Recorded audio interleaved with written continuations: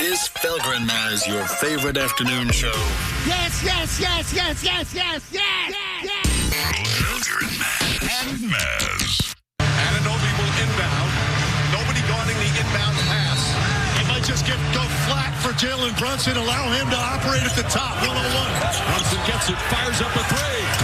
Shot no good. The chip's gone. It's gone. It's gone. With 1.2 remaining. Let's take the lead. OG Ananobi. And it's 107-106.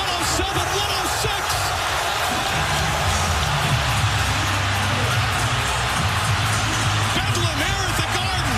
They can't believe it. Harper's going to inbound the ball.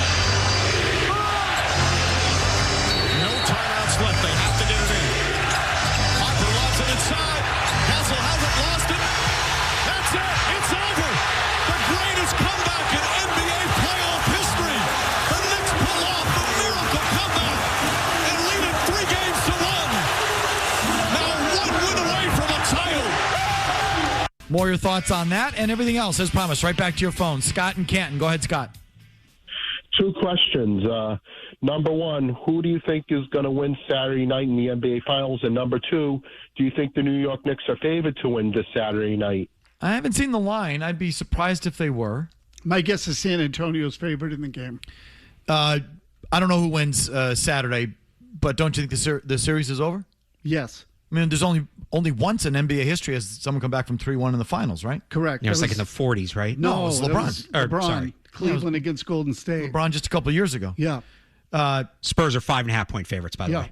So, I mean, I don't want to say it's over, but, even if it were 2-2, I'd say I don't know if San Antonio has the poise to go through 3 more games down to the wire and show something they haven't shown any ability to do in this series, and that is be smart and heady and have the poise to finish out these games. They don't have it. I mean, to me, this feels a lot like the Celtics Golden State series.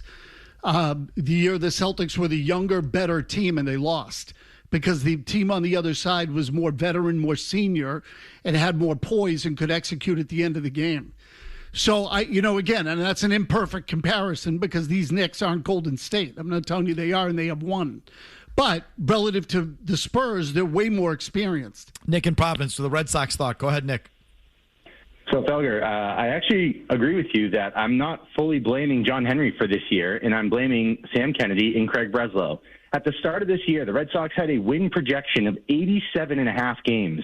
First of all, I'm laughing over here at that. Second of all, they have dropped to 76 wins. Their projection, they have performed so bad. Their coaching staff is so poor. Their players are so poor that they have lost 11 games in their projection from 2 months ago.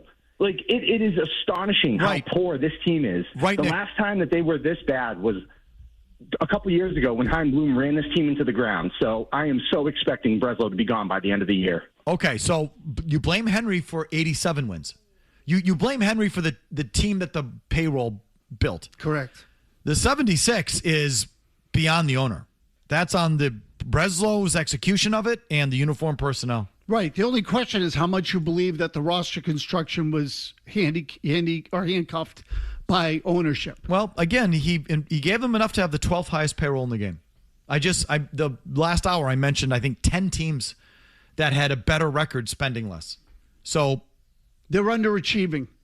Yes. But based on what they've spent. They're underachieving. Beyond the fact that they're not good enough to win a World Series, they're underachieving. I'll blame Henry for not being championship caliber. I don't blame him for the train wreck this has become. That's on everybody else. I mean, that decision, again, firing the manager is one thing. To blow out the whole staff and replace them with minor leaguers, I don't think I've seen anything even remotely close to that in the history of the sport. Anywhere, not just here, anywhere. Dan in Colorado, what do you got? I say, Dan in Colorado, what do you got? Comment line question for Felger. Do you have us on Felger, mute? Go can ahead. you hear me? Yes, Felger. I can hear you. Okay, cool. 2 quick things. First of all, to Mazz Tiers, as a new father, I absolutely hate being told by every single person about the podcast, the books, the Instagram pages I need to follow, listen to be a good parent. I think I'm a pretty damn good parent, and I haven't read a damn book about it. And then second, Felger, my question for you is, I've long known about how you hate being told you got to like something. So I'm curious, what level of recommendation are you comfortable with? Meaning, if I saw a movie I think you'd like, and I tell you, Felger, I think you'd like this movie, you should see it. Are you comfortable with that? When do you get upset with the recommendation? Thank you. It's a good question. What's the tipping point? Like, for example, oh, you got to meet him. He's the best guy. You'd love him. Let me be honest, I probably wouldn't, and I don't need to know anybody else. Said, why do I have to meet this guy? Is he the greatest guy? Do I really know? He's probably not, and if he is, I don't have to meet him. So, like, I don't know why that just came to me, but don't you get that all the time? Sure, yeah. Oh, my God, you've got to meet. He's the greatest guy. You'd love him. And then you meet him, he says, this guy's ordinary. He's either not the greatest guy, or even if he is, do I have to? I don't need any new. I'm fine. Can I just leave me alone? Guys, be left alone. But where, I don't need any word of mouth. Like, I'll read, like, I do get sucked in with the movie review. I got my Herald here. Out of This World, awe-inspiring Spielberg alien flick. I haven't read it yet, but there's a review here that gives a positive review of the Spielberg movie. Oh, is that, I saw the promos for it. Disclosure Day? Whatever. Is that the one? Whatever. The Mariah McDonald, Disclosure Day, an awe-inspiring conspiracy thriller. I'll read this. And, okay, you tell me it's good in the newspaper, I'll take that. You telling me you've got to go see this thing? I don't know why. I don't care. You don't want the input unless you ask for it. I don't know. Are you... I even though the movie critics get it wrong all the time, I just sort of... Like, that I'll take. I don't need your recommendation, or I don't trust it, or I don't know what it is. It feels like it's a tonality thing. No, I'll tell you exactly what it is. I can't explain it. You choose to read that. You don't choose to have someone tell you without asking for it. So then you have to go do this. You have to. So it's about choice. I don't have to do this. I don't have. Maybe that's it. Maybe it's as simple as that. Or I don't know. Are you credentialed? Robin Hanover, what have we been told we have to care about that you just don't? His comment line says Women's Hockey League. Women's Hockey League, Women's Lacrosse League, Women's Basketball League. Well, I put this all under the umbrella of the WNBA. So it's all the same thing, and I have two daughters, both of whom play sports. So go F yourself. If like, well, what if you had daughters? I do. And they play ball. I don't have to watch the WNBA. I don't have to watch both my girls play lacrosse. I don't have to watch professional women's lacrosse. I don't have to watch a new women's hockey league. I don't have to care about it, and I don't have to be ashamed to say that I do not give two poops about the league. The only difference is why this isn't in the spirit of the tiers is that no one is telling me I have to watch the NBA. There's a little bit of guilt, like you're some sort of chauvinist if you don't engage in women's sports, but that's different than the hype machine of you have to watch the World Cup. It's the greatest thing ever. I don't get that with women's sports. I get, oh, you don't watch it? Then you must hate women. You're some sort of chauvinist. No, I'm not. I'm not interested. I don't. What about the Women's World Cup? A little bit more because I'll watch the U.S. Absolutely. So I would watch that. I do watch the Women's World Cup. So do I. Yeah. But the basketball, hockey, and these other women's leagues, I'm sorry, can't be made to care. See, but to me, the fact that you would watch the Women's World Cup tells me that it's not the fact that it's about women. Yeah, I'll watch women's tennis. Right. Absolutely. I went to the Women's Open U.S. tennis final like 3 years ago. Happy to do it. It was a great match. Owns. She lost it. Can't remember the gal who won it. But anyway, I'm fine with women's sport, but I don't have to. If I don't like a particular women's sports or sport league, I'm not a bad person. Which you get some of that, don't you? Oh, you get it in everything now. Please. Oh, you don't like that. You wouldn't do that. Oh, you wouldn't do that? You ever heard Bill Burr's bit on this? Where he gets shamed by women for not watching the WNBA. It's like, why you watch it? Why are you making me? Why don't you watch it? Why is it it's not my issue. That's your issue. You go watch it if you're so into it. He's got a whole thing. I obviously didn't do that justice. Chris in Medford, yes. What do you just not be made to care about? So I'm taking a risk here. I just turned the radio on, but I got cryptocurrency and anything to do with the British royal family, those racist pricks. Well, that sounds like you care a little bit, though. So you just gave it away there. So you hate them. If you hate them, you care. Like, I can't sit here and say that I just don't care about the Montreal Canadiens. I care deeply about the Montreal Canadiens. I can't sit here and say I can't be made to care about Boston College. I wish bad things for them on the athletic field. I care. I pay attention to them losing. I want them to lose. I care. That's why UConn's on the list. Right. It's a difference between, I see what you mean, caring and supporting. Loathing, if you loathe the British family, you actually care. You know enough about them to know that they're racist. If you really didn't care, you wouldn't give two poops. You wouldn't even know what they stand for or who they are. I'm that way with UConn sports. You can go. BC can't win. The Montreal Canadiens cannot win in my world. Please do not win. UConn, go ahead and win. That's how little I care about you. You can win them all. It makes no difference to me. Keep winning. I still don't care. I can't be made to care. I will never care. Now that you mentioned it, I do care about women's basketball at UConn because I root for them to lose. That's a fair point. Seriously. That's a fair point. That team can't lose enough. Stone and Natick on the basketball last night. Go ahead, Stone. If the Spurs were trying to imitate Missoula, that was perfectly well done. Good for the Knicks, but that was a total pants crapping before anything else. Your thoughts? The story's the Spurs, not the Knicks. Mazz and I did this in the opening segment. I think if you blow a 29-point lead, second half lead in the NBA Finals, if you blow a 20-point lead in the fourth quarter, if you blow that kind of lead, the story is purely on the team that lost it. Just like you last year with the Knicks, just like the Cavs this year with the Knicks, any team who's in that spot, at that point, it's not about talent. It's not about what you have on the floor. It's just simply about doing the right thing enough. Not even every time. Just having somewhat of a smart approach, and you're going to close that game out. No, that one's on the Spurs, 100%. 29 is a big number. You can't overcome that without some help. And I said it earlier. I don't know if the Knicks did anything all that special. That's not to say that, Anunoby was special. In the second half, he went 7 of 9 from the floor, 5 for 5 from beyond the line. Game-saving block, game-saving tip-in. I'm not telling you he's probably the series MVP. Was a special second half. But I'm talking as a team, it's not like the Knicks shot 85% from beyond. They shot 60% from beyond the three in the fourth quarter, you said earlier, Mazz? They did, 6 for 10. 6 of 10 is good, and that's, certainly.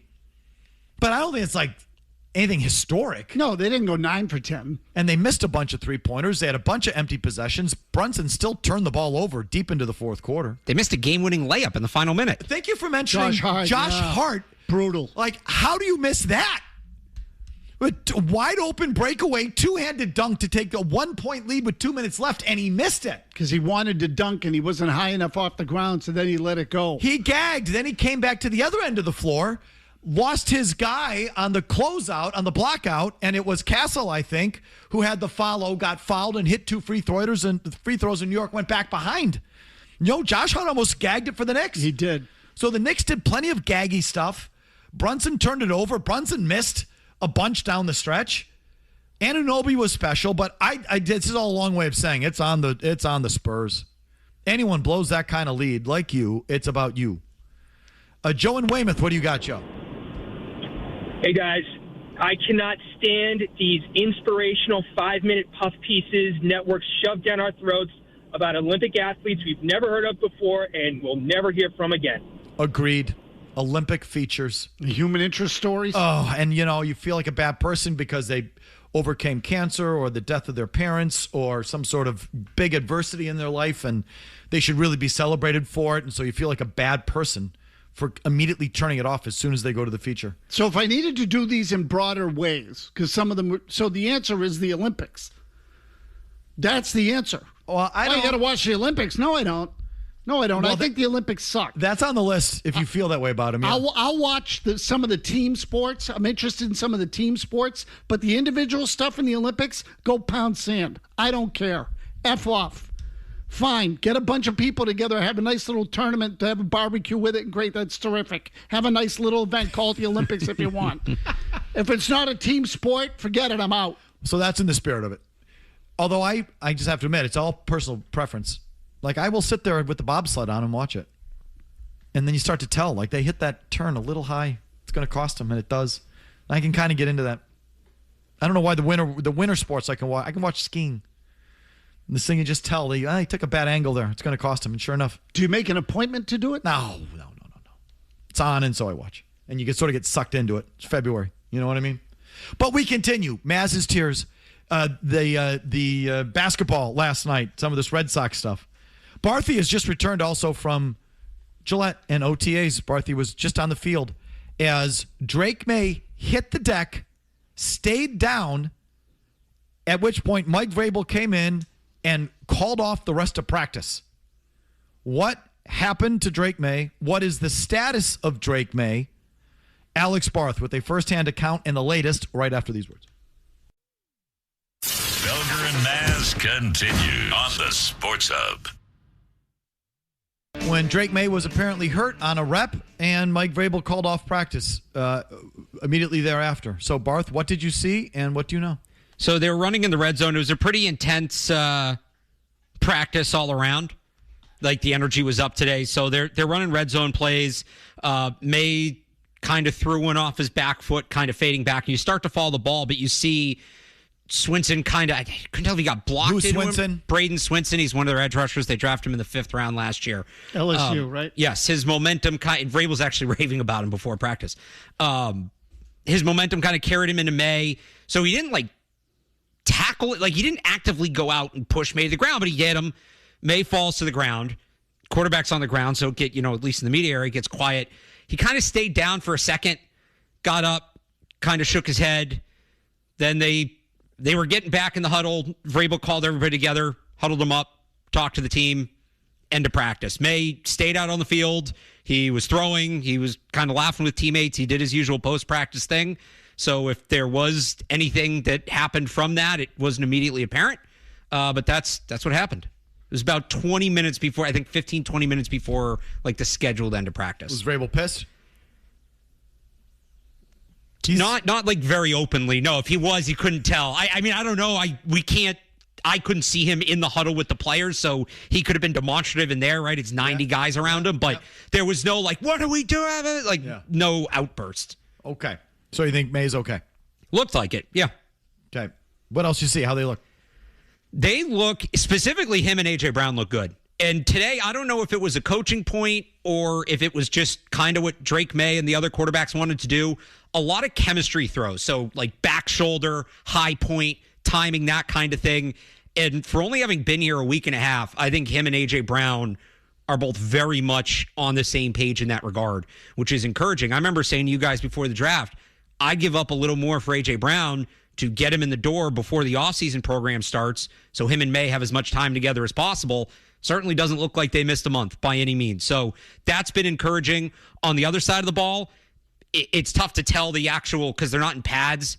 You can't really evaluate the guys on the line. But just counting the numbers and look who's lining up, they are thin on the edge. Vrabel said he wasn't super worried about it today. Said they don't plan on adding anybody, which I found a little surprising because he said yesterday they'll probably add a tight end after Julian Hill got hurt, one of their free agent signings. But it's Draymond Jones, who they signed in free agency. He was a fine rotational player. It's Elijah Ponder, who was a UDFA last year, who had some nice moments, but only played 250 snaps. I mean, hardly a full workload. And that's it. There's nobody else really rotating in with that top group. Harold Landry, it looks like, is still rehabbing from that knee injury. I don't know how much of the Gabe Akers stuff you guys have done this week from Vrabel's comments on Tuesday. Yep. Did not seem happy with that situation by any means. And what does that mean for him for the start of the year, for this year, anything like that?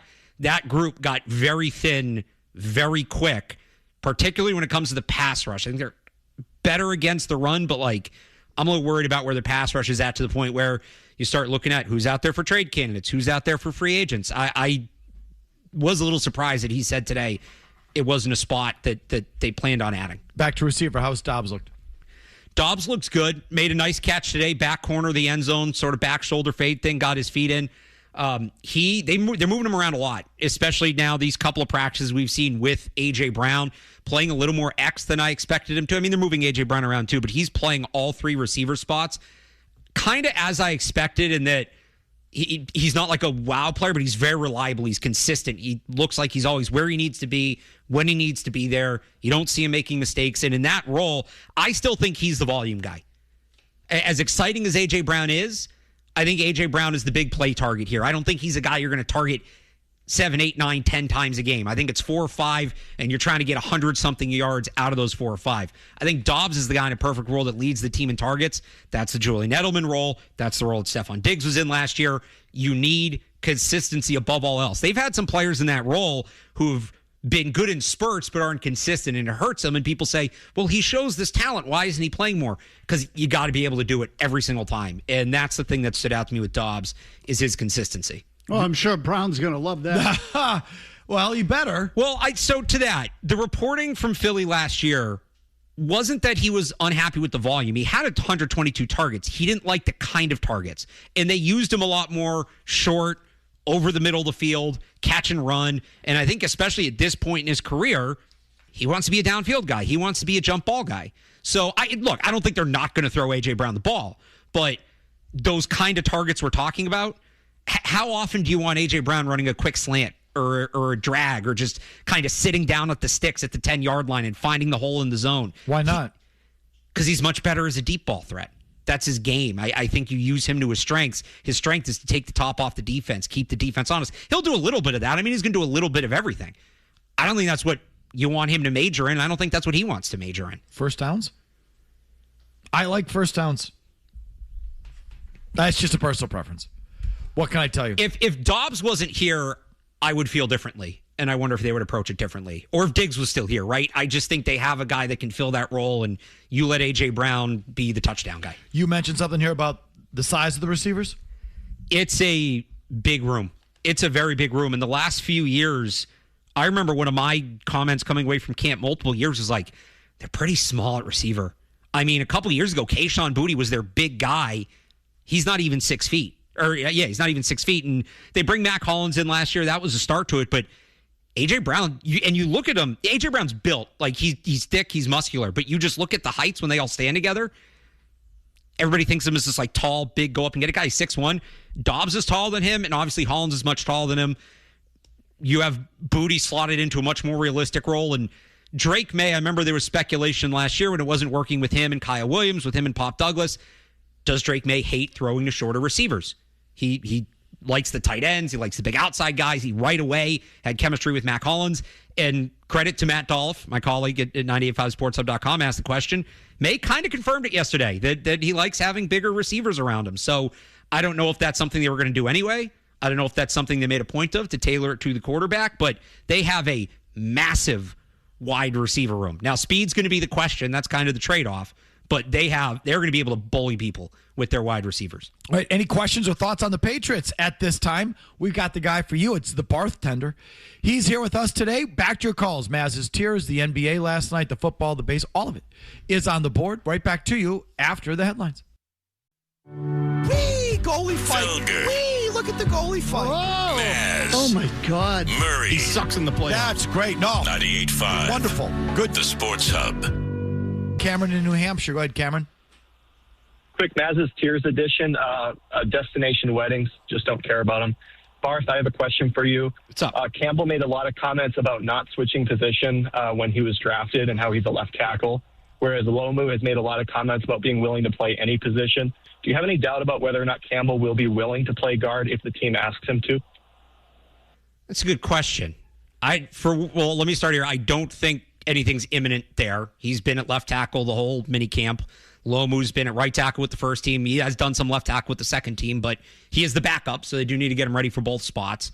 I think it depends on the circumstance. I think if he believes he's playing well and they try to move him, I think he would have a problem with that 4th overall pick, holding his own at the position, at a premium position. You try to move him. I could see that being an issue.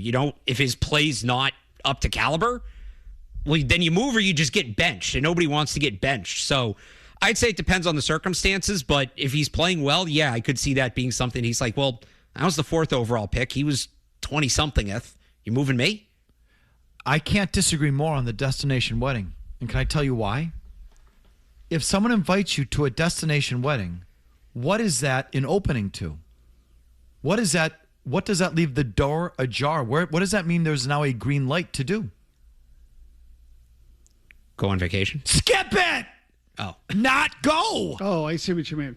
No one's following. No one's feeling. Yeah, no one knows where I'm going with that. If I'm getting married in Timbuktu, There is no obligation to go. What if it's an immediate family member? Thank you. No. What if So you're your in the brother wedding? gets married, you're not going? Where are you getting married, bro? Okay, so that's what I'm asking. Where you get married? Where's the destination? I don't know. Whatever the destination is. No difference. If it's the Cape, I guess I got to go. If it's in Milan, Malaysia, Moscow, I don't have to go. Okay, so that's true. I'm not going to Malaysia either. Destination weddings are a green light to not go. You know how I feel about weddings? Selfish. Do them on your own time. Seriously. Yeah, ask me to take time out of my weekend. Do that on your own time. Seriously, I'm at a point where it's like, please don't. Well, at our stage of life, yeah, selfish. You're getting married and inviting me and inviting people, summer wedding or a nice wedding, selfish. Do a destination wedding. No obligation. So then if you want to go, you go. If it's a cool destination, you want to go there, you go. You're happy to go. And if you don't want to go, green light not to go. And and I think that's implied in the invitation too. One of the reasons to do a destination wedding is you got to deal with all these effing people. There's just the people that come are the people you want to come. I did it twice. I liked them so much. And it kept the numbers down. And everybody was a winner. I didn't want to go to your wedding anyway, Felger. Thank you for having it in Mexico. They won. And then I didn't have to deal with every Tom, Dick, and Harry. It was just the cream of the crop. I could see doing one. Oh. You want to get married? A little selfish of you, I think. John in Connecticut, go ahead. What can't you be made to care about? Microbrewery beers, good one. Local beers, and shows about sports betting, including your guys' same-day parlays. Okay, well, listen. Have people told you have to watch the betting shows? No. But people do tell you about the flavory oak residue of the... I can't even speak the language with these effing micro beer dorks. How can you not like IPAs? Oh my God, it's a different palate. I don't. They're disgusting. I can't be bothered with your effing craft beer. Oh my God, that's such a good one. Craft beer is a good one. Oh my God. Definitely a good one. Way to ruin a beer. Get all dork out to the thing. We got the blueberry. We got the pumpkin. Oh God. Could you taste like beer? Can I please just have a light beer? Scott in Portsmouth. Go ahead, Scott. I'm on. Sorry. Yeah, you're on. Hello, Scott. guys. Hi. Yeah, can you hear me? Yes. I'm sorry. Yeah, I just have a trade that I was thinking about. Las Vegas has just got their quarterback, so they're going to have him for a few years, and they say they want to get young, and they'll have the money to pay Gonzalez, which we, go ahead, spit it out. So trade him for Crosby. Gonzalez for Max Crosby. Your thoughts about Barthy? No. Why? Crosby's older. He's dealt with injuries. Gonzalez is a young player entering his prime. Don't get me wrong, they need edge rushers, certainly, but you lose Gonzalez, now you need a corner. So you're just, Would you rather have, you could only have one, a premium edge rusher or a premium cornerback? Ooh. I'd rather have an edge rusher. Me too. I'd rather have the edge rusher, but Crosby to me is a non-starter. Yeah, but I'd rather have I'd rather have a premium player that's like 24 than one that's 29 and dealing with a bunch of injuries and all that. I understand that. Has Gonzalez been the most durable player in the world? No. Answer Fair. No. No. But if you're telling me I can trade him for Will Anderson, I'll do that. Yeah. Right. Oh, yeah. Okay. So it's really more of an age and I got it. Tread on the tire thing. But I would trade a premium corner for a premium edge rusher basically every time. And I would rather, and I listen, the league agrees with me. Edge rushers get paid more than corners. Yeah. Definitely. And there's a reason. They're more valuable. I'm under the impression, though, again, I don't know this. I'm just telling you what I think. I think Vrabel thinks he can scheme the pressure. That's how they did it last year during the playoffs. A lot of blitzes. And maybe that's the vanity of Vrabel coming through or the arrogance of Vrabel coming through. But I think this is part of the reason why they're so thin at edge. I would agree with that. I think he feels like he can just scheme it up and get to the quarterback. And as long as they have a cover guy back there, he can make it work. Scheme it up. And I think with this staff, too, like how under Belichick, they could always find a corner. They'd get some UDFA guy and turn him into an All-Pro. And they had Elijah Ponder play well last year, and they fixed Caleb Von Chase on. I wonder if they look at some of these back end of the roster guys they have, and they're like, nope, we can get him where we need him to be. Things you've been told you have to like or watch or care about, and you just don't. Let me follow up on the last call. Ken just jumped on with another one. Go ahead, Ken. How you doing? So for me, it's got to be wine. The other night, I was just at Applebee's, and this guy was sitting there smelling it, shaking it, smelling it for like 20 minutes.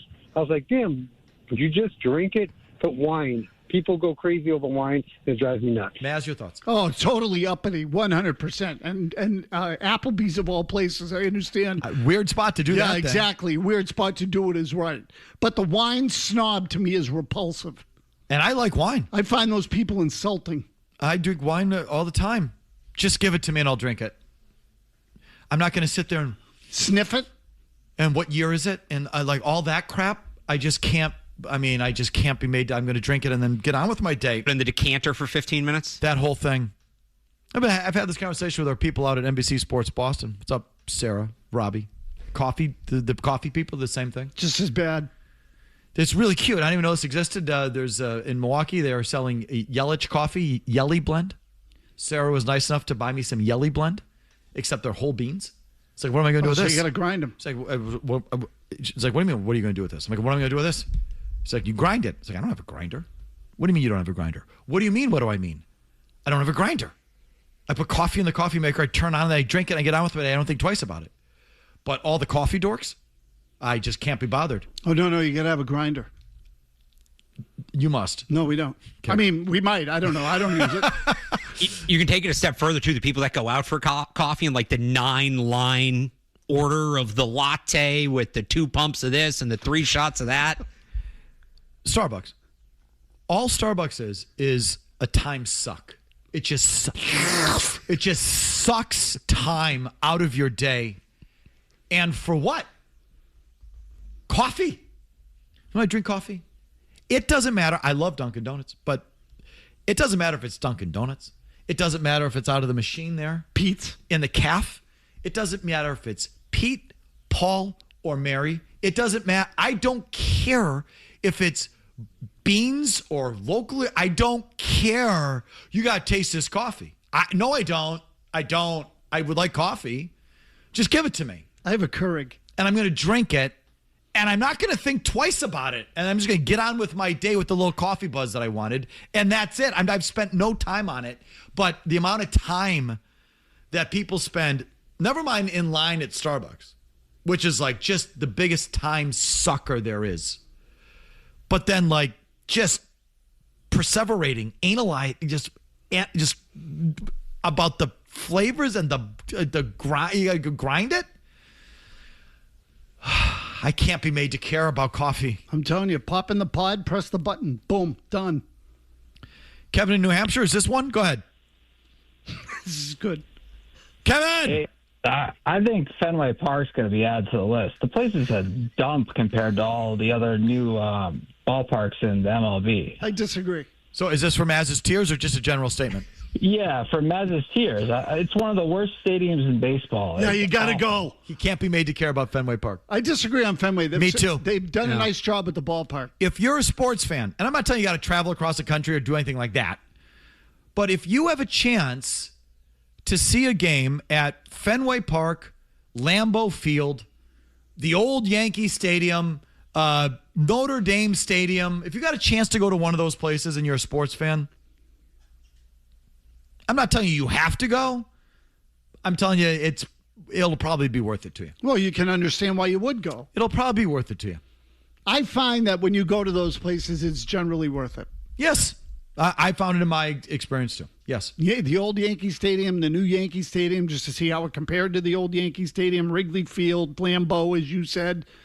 I liked Lambeau. That was a good take. So I don't put that on Mazz Tiers. Ron and Fenway's not a dump. It used to be a dump.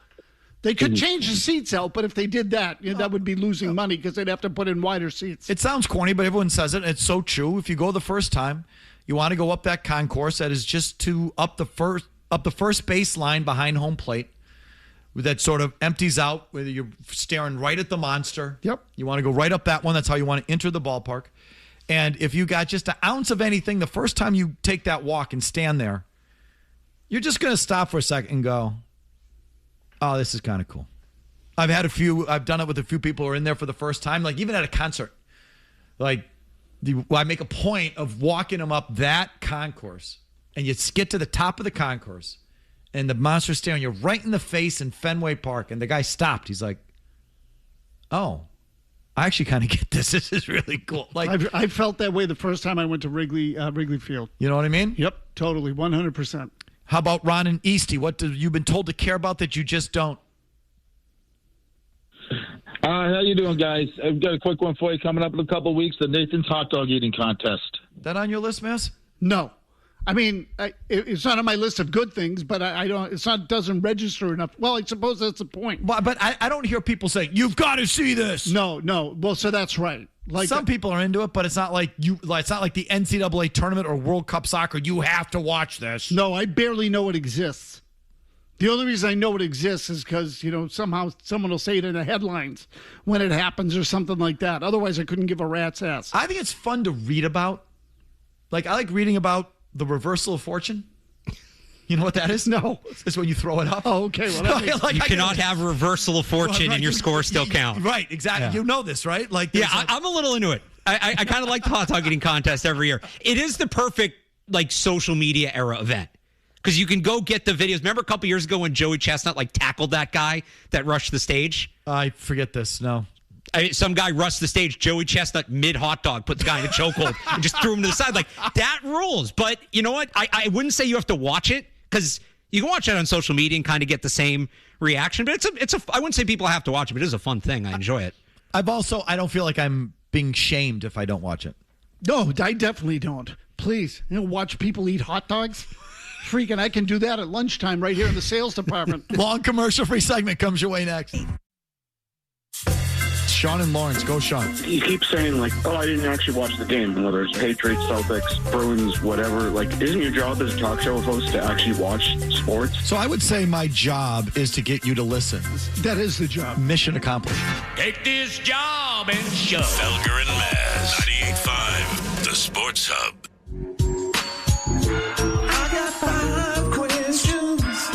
Mike Felger and Tony Mazz. I got 5 questions that got nothing to do with sports. I got 5 questions. 5! 1, 2, 3, 4, 5!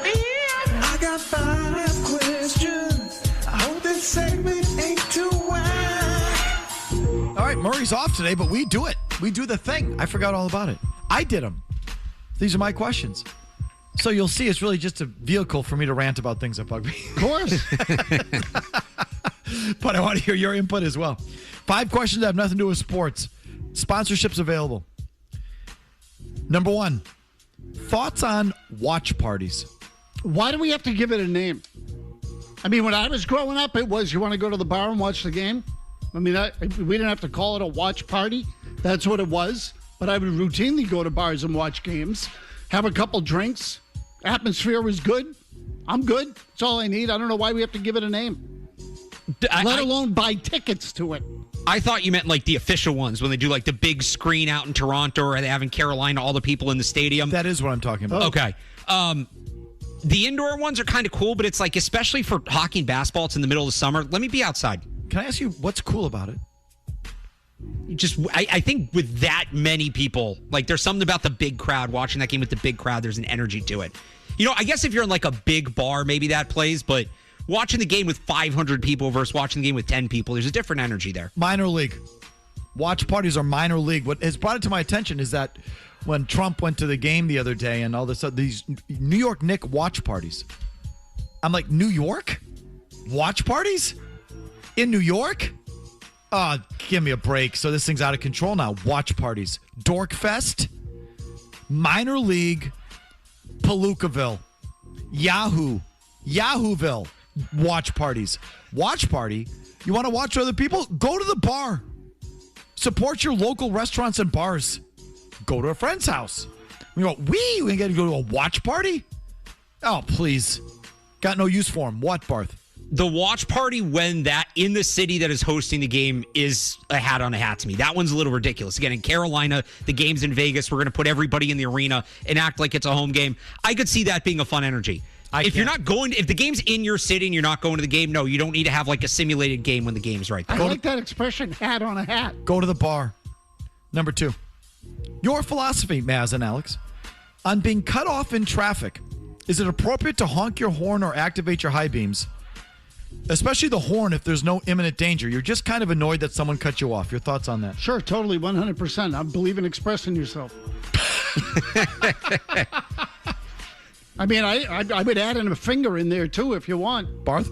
Yeah, I feel like I give off the vibe. I'm a pretty happy-go-lucky guy. Nothing bothers me. I can't stand traffic. Traffic is, I get I'm not upset talking about in traffic. being cut off to you. Yeah, all of it. If I'm trying to drive somewhere and you're making it harder than it needs to be, I'm going to be upset, and I'm going to let it be known. Well, I would contend that both of you are making it harder than it needs to be. You're both wrong.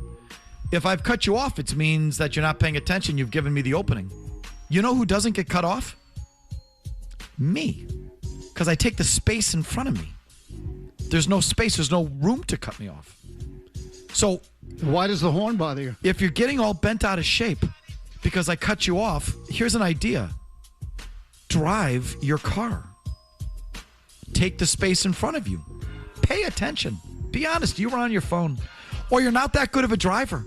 That's why I'm in front of you. But the one that really gets me is, like, for example, in the Ted Williams Tunnel or the Callahan Tunnel or in a rotary, when you're merging, you go from 4 lanes to 2, and you cut somebody off and they honk their horn.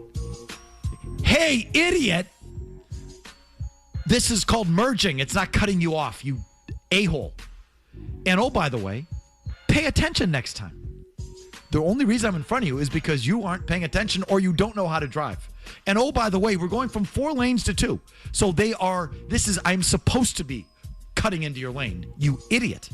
That's the one that really gets me. Well, you're allowed to cut them off. They're allowed to beep. Everyone honking at each other in the Ted Williams Tunnel, going from 4 lanes to 2. That's the idea. But you're trying to get out of a parking lot, and somebody comes flying by the spot. You can't honk your horn then? You're halfway backed out? I'm not talking about in a park. Okay. I don't think you should honk your horn for anything other than safety. You're about to hit someone's about to hit you. Honk your horn so they stop or the kid doesn't run into the street to chase the ball. That's when you honk your horn. If you honk your horn, or listen, there's one other little side thing, and that is the light turns green and the a-hole's on the phone up. Sleeping. Yeah, you give them a little pop just to go. Well, that's a love tap. But you're honking your horn at someone who cut you off is the biggest loser move by you, Mazz and Alex. Drive your cars. Oh, I disagree. It's a good release of anger. Number 3. Because I read a honk as a F-U. Number 3. What sport draws the biggest fraud fans? Basketball in a landslide. Landslide? Not even close. Not even close? Is there anything dorkier? I was also going to say basketball. Basketball in a landslide. Or more fraudulent than the front row of these NBA games? Oh, my God. It's a complete fraud city. 100% basketball. And I say it as someone who's occasionally had a chance to sit there. It's like, basketball's not my first sport. I'm not a big Celtics fan. Fraud, sitting down there. Fraud. Oh, my God. The biggest white dork fest. And New York's a little different. So, thankfully, much more diverse there in New York. But generally speaking, it's one dorky white guy high-fiving the next. Oh, it's the worst. And the level of arrogance that exists, like they're talking about splitting the atom when they're telling you about the pick and roll. I know how to play the sport, you effing jackass. Oh, I think it's so dorky down there, they don't even know the pick and roll. I think it even transcends that. The basketball nerds are the worst. But I don't think that's the front row. The front row is like rich guy, or not even a sports fan, but just down there. Leaves halfway through the first quarter. Fourth quarter. High-fiving his fellow dorky white man after someone dunks it over him. The worst. Number 4. Mazz, name a little waste of money that you routinely subject yourself to that bugs you every time you do it. Gadgets. I would tell you the big one, too. I'm still looking for the perfect phone holder in my car. You ever notice the market on these phone holders? Like, the ones that you clip into your vent or the ones that are magneted on your dashboard. I don't okay, know they it. sell 1 million of these things. There are 1 million of them. Everybody's trying to come up with the perfect one, and I've still yet to find it. So that is one, and I keep thinking I'm going to find it, and foolishly I allow myself to get sucked into it. But it's that product in particular, because it's the way that it's set up in my car that bugs me. It's like always jiggling around. How about a family member? Okay, so that one's easy. Oh, there's so many of them. DoorDash. Thank you. DoorDash is the single biggest waste of money on the planet. I agree with you so much. And not even for my daughter. DoorDash is like Starbucks drinks. And the Starbucks is a couple miles away. Oh, yeah, piece of cake. Just go get it. Get in the car and go. Oh, God, DoorDash. It'll save you $30. That's my family, not me. But the DoorDash. Barthy? So, to go back to Mazz's Tiers, buying the 6 packs of beer at the brewery of like the fancy IPAs you can only get at the brewery. Like, if you want that beer, go. You don't have to have a fridge full of it. You're not drinking more than one. I have friends and family who are like, oh, we got a bunch of beer at the brewery because we wanted to have it. Like, it's not that good that you need to have a whole fridge. Just go and have one. That's not really what I'm talking about. That's But okay. anyway. Well, I was going to say, for me, golf, and then I realized that wasn't the spirit of the answer. No, that's Okay. a decent one. All right, golf. A waste of money that you routinely subject yourself to that bugs you every time you do it. And I like it, but a little part of me every time is like, I shank a shot, and I'm like, I'm really paying to do this? I knew it's this was going to happen. The amount of time and money I spend at this to play this way, it affects me. A couple of weeks ago, we know it affects you. Yeah, you were not healthy. You were not happy that day. It affects me. So I'll go golf. And I'm just really about club memberships. I don't like gear out. I don't care about the gear. I don't do the gear thing. But it's an expensive endeavor and time consuming, just to perpetually get worse. All right, 5th question: what natural disaster / force of nature that is really dangerous and nothing to really dismiss or joke about, but you actually secretly want to experience it? And you hopefully you understand what I'm saying here. Like, just it's kind of fun being inside for a big blizzard. Like, sometimes a big blizzard is fun, and you want to be inside and you want to experience, you're rooting for more snow and you want to experience a big blizzard. Is there anything else like that you would actually like to experience? Hurricane, earthquake, flood. Be honest, there's something like that. What is it? Okay, so I got 2, but again, this is assuming no harm to human beings. A tornado. Literally carving through an area and wiping out a bunch of trees And you are hanging onto a tree. Yeah, you just get even if I just get to see it. And the other one would be a landslide. What does that look like? If you ever go to a ski resort or something, you can see where they've had an avalanche and there's almost a clear cut of trees that have been wiped out. Yep. And, those are scary. I mean, obviously. So, but, I wonder, what does a landslide look like? It's not often you see a landslide. So kind of the same idea, volcano. Oh, one of the ones that really pops up, not the slow one, but the Mount St. Helens kind of thing. Good one. And then hurricane, specifically the eye of the storm, to see what it's like to be in the eye of the storm of a hurricane. I'll tell you, the one for me was earthquake, which we got in San Francisco at the Super Bowl. I think it was the Monday morning of the Super Bowl. Yes. There was a tremor that Monday morning, and I was half asleep. It was early in the morning, and it sort of, the hotel room I was in kind of made a sound, like a noise, like something cracked, and I was half awake, and it kind of shook, and I said to myself, oh, that was my earthquake. That was an earthquake. And I was like, oh, all right, I got the earthquake. I felt what that actually did. You feel that, Barthy? I did, and then I went down to Radio Row and I told Zolak and Bertrand none of them felt it. They said I was being ridiculous. No, it actually had a tremor. I'm glad it wasn't just me, because I did. It was like a swaying. I thought it would be more of a shake. It was more of a sway. Have you ever been in an earthquake? Yeah, well, it turns out I have. No one got hurt. Yeah, I think the junkies out on the street were just fine. They may have just swayed a little bit, but they do that anyway. They were okay. They didn't feel a thing. But I did. That's all that counts. All right, there's 5 questions, nothing to do with sports. 90 seconds for Barth's update. Final hour of your wonderful phone calls right after this.